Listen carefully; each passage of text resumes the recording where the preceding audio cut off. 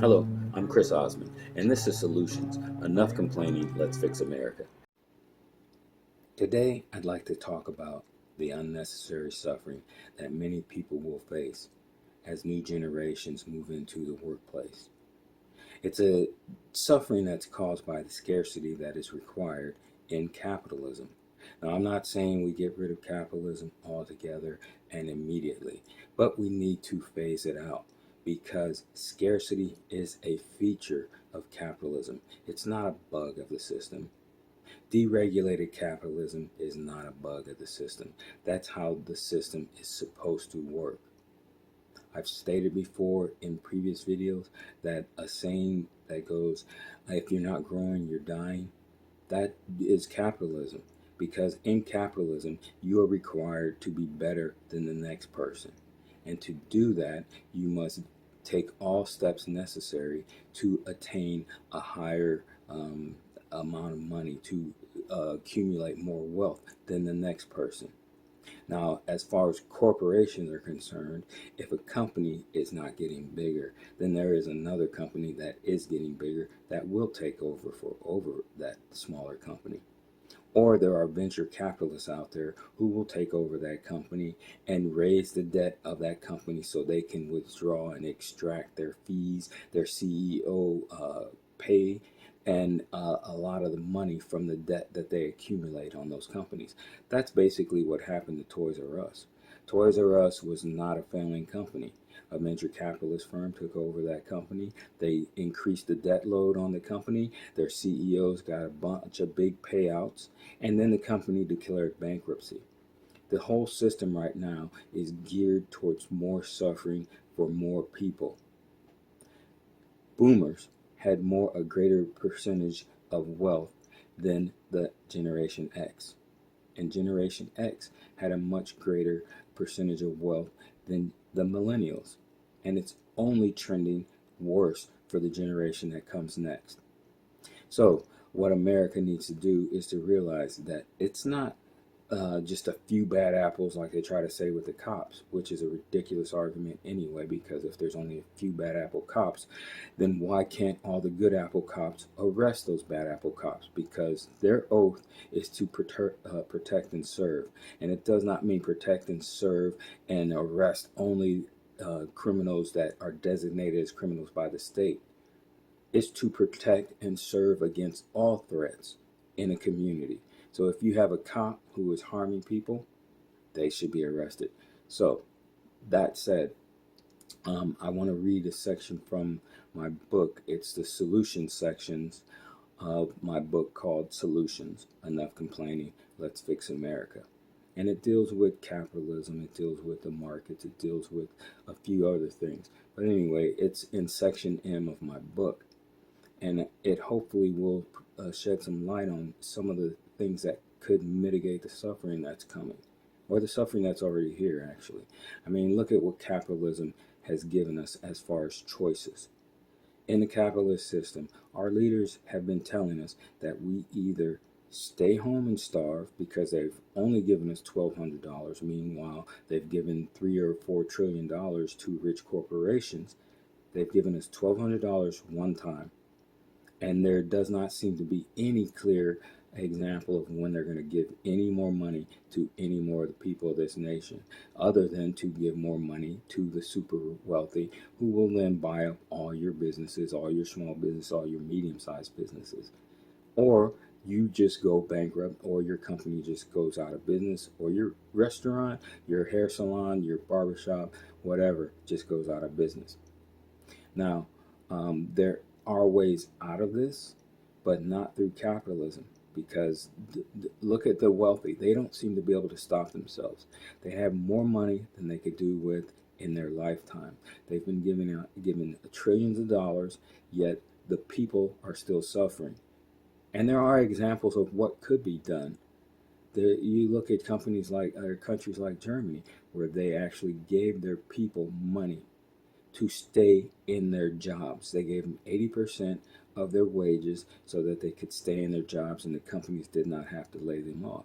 And in that way, when they do recover from COVID-19, their workforce is already in place. In America, we have millions and millions and millions of people laid off. So when we do recover, those jobs are not going to be filled immediately, and it's only going to cause a slow recovery in this country. So there are things that can be done. We need to look to other places as examples of what should be done, because our American leaders, they have no clue. They are not innovating. They are not doing anything to stem or mitigate the suffering that Americans are facing. And then who can you trust? I've been watching, independent news sources talk about how Dr. Fauci has been had went in on an interview and told everybody that he lied about masks. I'm surprised that these are coming out. They came out the last couple of days, and that was on independent news media. The mainstream media, the big ones, they said nothing about it. They didn't even cover it. So if Dr. Fauci is lying, and he's supposedly the end all be all on what we should do with COVID-19, who can you trust? If you don't know, what he lied about was initially saying that the masks weren't necessary. And he did some interview recently and said that, yes, he did that so that medical professionals could have access to the masks, while the rest of us would just basically believe him and not wear masks and suffer from that, from catching COVID-19 or give it to somebody in our family. And that's capitalism. Those are the two choices that I initially wanted to talk about capitalism giving us. You either have the choice of going to work, catching COVID-19, bringing it home, dying yourself, or possibly killing someone in your family and surviving, which would, I imagine, be worse because you have to live years and years with that guilt. Or you stay home and starve because our government doesn't seem to be able to give anybody but the rich money. So capitalism is showing itself to be a failed system, or a failing system for the majority of people in this country.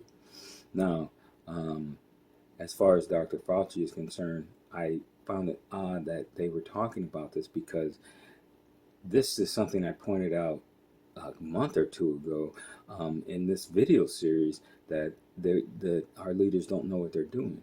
And I realized this because at the time I ordered a bunch of the inserts for the wraparound masks. I ordered a bunch of inserts, and then the next day I was hearing on the TV, on the news, how, oh, the masks don't necessarily stop COVID-19, so they're not necessary.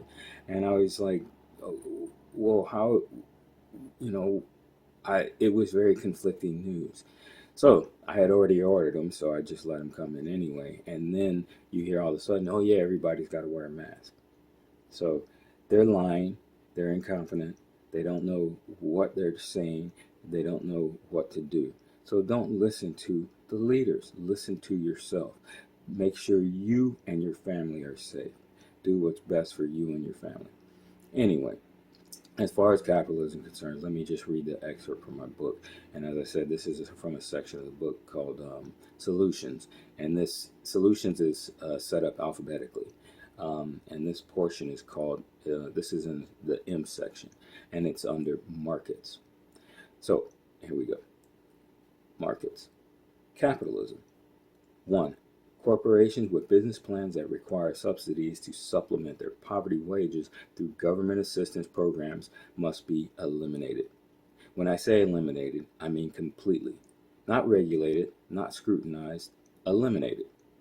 I am adamant about this because vampire corporations that utilize the current laws to take advantage of taxpayers and employees alike have a way of creeping out of the shadows.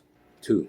Our current system of capitalism must be put in check because it strives for monopoly, and monopoly requires the destruction of everything in opposition, including government. This is not an exaggeration because government regulations have historically been the main and, in some cases, the only opposition to monopoly. This opposition sometimes meant breaking up huge corporations that stood alone in their respective sector. Though the names of the companies cornering any given market have changed, the idea is the same. Eliminate the competition so the consumer has limited or sometimes only one source for a given product or service. Today, one big bank after another gets bought out by some other bank.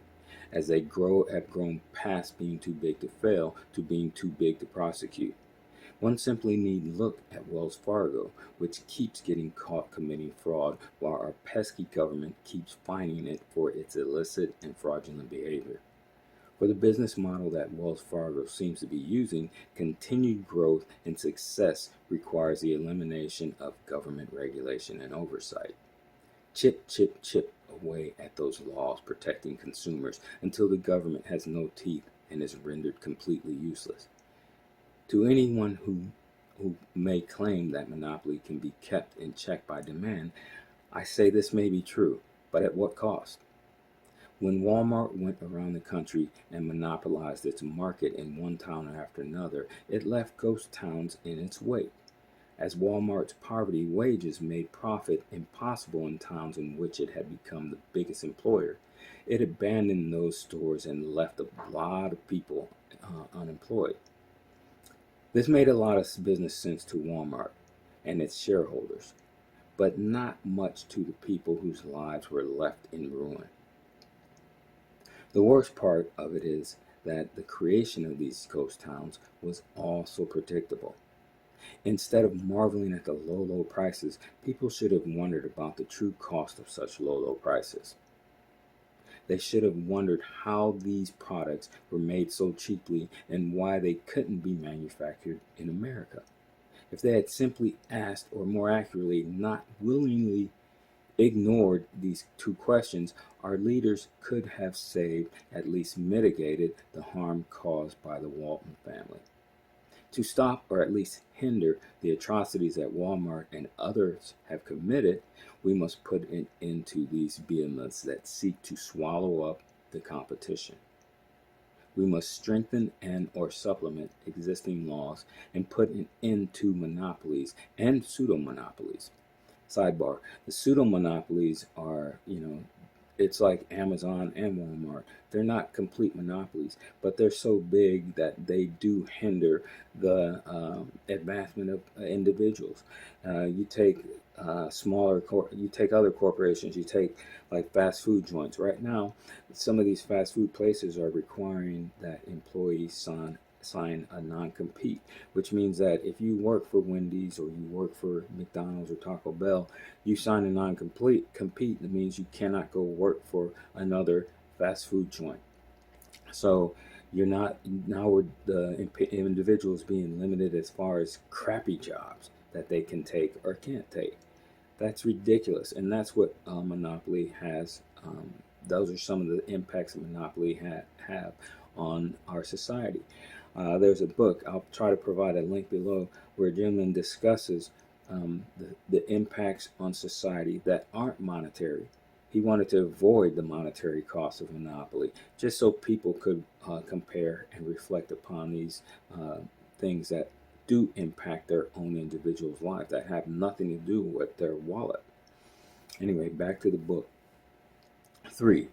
We must promote the idea of employee-owned businesses.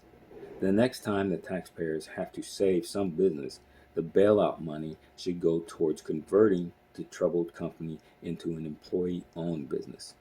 Imagine how different the world would be if our government had fired all of the bank CEOs who crashed the economy, put their subordinates in charge, and made them accountable to every employee of the bank.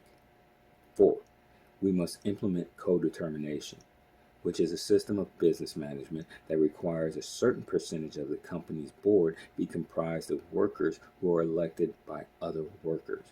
The size of companies required to utilize this practice, as well as the ratio of elected board members, would have to be determined. But this practice makes for a more democratic society, for which America theoretically strives. 5. We must bring back unions. Americans have been brainwashed into thinking that collective bargaining forced American businesses overseas, like the argument that claims immigrant workers took away Americans' jobs like picking fruit, which is a lie. The wages that companies sought in Mexico were too low for any American to ever consider. And guess what? When those companies that moved to Mexico discovered that they could get even cheaper labor in places like India, The Mexican workers had to complain about how the companies were moving away from Mexico to places like India. And now, some of these companies want to bring manufacturing back to America at wages that are almost half the rate they were 20, 30, 40 years ago. Seriously, it's as if all of these manufacturers got together and decided to pay half of what your parents made. Now, some claim that the number of jobs lost overseas is extremely low, and that the wages for those jobs that replace manufacturing jobs are actually higher. Here is an article with a video that proves this supposed claim. The link will be provided below. I presented this article so readers could think about what I've said throughout the book. Those who claim to be experts oftentimes make claims that simply don't line up with reality. Does this video provided in the link above represent what you've seen in your community, especially if you live in a manufacturing ghost town? Are your streets overrun with service industry people making more than your parents made at that plant? This is the kind of BS of which I have endured and of which I must tell you to be aware of. While some unions in the past may have been led by corrupt individuals, the people they represented were well paid. Manufacturing companies are returning to America for a myriad of reasons, as discussed in the article above. What I would like to point out in the article is provided above as my reason number 4, because this is most likely the one that affects most of us. The author of this cites human capital as one of the reasons manufacturing is returning to America in 2013. Besides sounding kind of Soylent Greeny or 12 Years a Slavey, to me, the details of the author's claim are astounding. In his article, the author says that Americans were making 22 times what a Chinese worker was making when manufacturing companies pulled up stakes in 2000. He then speculated that by 2015, Americans would only be making 4 times what Chinese laborers made. So those companies are ready to come home. The link will be provided below. I imagine that the Chinese worker pay must have gone up as American pay has gone down. So let's compare the average American annual salary to China's average annual salary in 2000 and contrast both to their respective annual salaries in 2015. In the year 2000, the average Chinese salary, according to the source provided below, was, in 2000, 9,371 yuan was the annual average salary in China, which was equivalent to $1,371 US dollars. The source is provided below for this information. In the year 2000, $35,320 was the average annual salary in America. Sources provided below. In 2015, 57,361 yuan was the annual average salary in China. See the reference above, which is equivalent to 8,396 US dollars.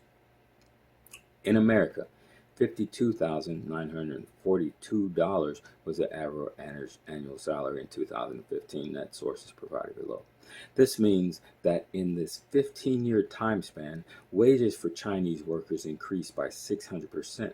That's 6 times more than in 2000, while American wages only increased by 150%. That's only 1.5 times more than was made in 2000. That's a big difference.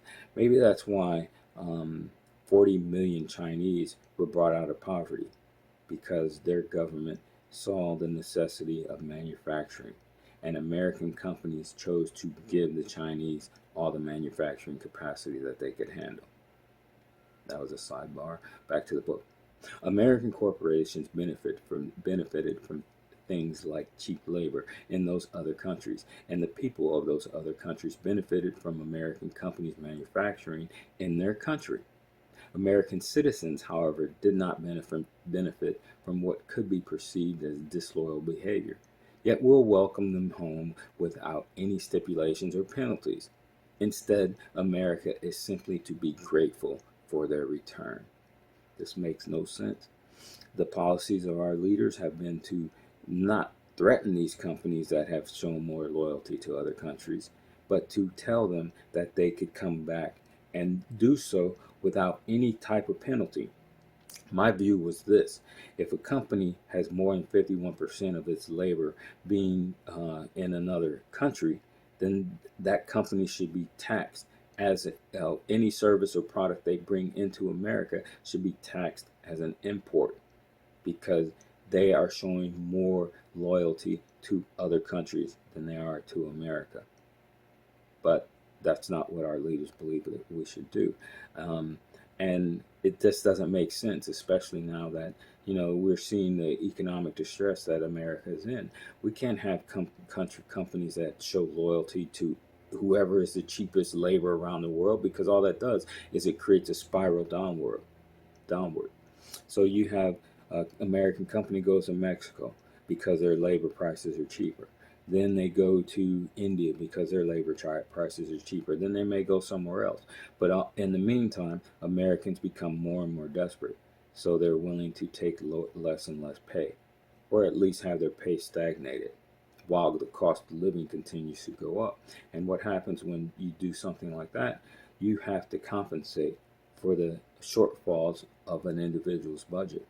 So if you're an individual worker who loses their job at a manufacturing plant, and then all of a sudden manufacturing comes back 4 decades later, you're willing to accept less money. But to maintain that gap between the cost of food from when manufacturing left and when it returns, you have to go into debt, further and further into debt. And this is bad. America needs to wake up to the flaws that capitalism are, that the flaws that are built into a capitalist system. We need to go to either a resource-based system. We need to change up our currency, because right now we have the Federal Reserve is printing infinite amounts of money to give away to everybody except for the American public, for the average citizen. That makes no sense. A nation is a human construct. The idea of a nation only exists as long as the people of that nation believe it should exist. And if you fail the majority of the people, that nation will eventually fall apart. It's unsustainable to continue to give all the wealth to a very small portion of your society. Let those people leave. Let them take their wealth and leave the country to the rest of us. Let us run our own country. Decentralize America. Because right now, the central government that we have is letting us all down. America is failing, period. And it's only going to continue to fail. And we are being distracted with, there are certain things that are being serving as distractions to what's really going on. And the biggest problem in this country is the accumulation of wealth by the minority of the people in this country. Anyway, do your own research, look into what you can. I will continue to put videos and post, solutions that I offered in my book. So join me again for another Solutions Enough Complaining. Let's fix America.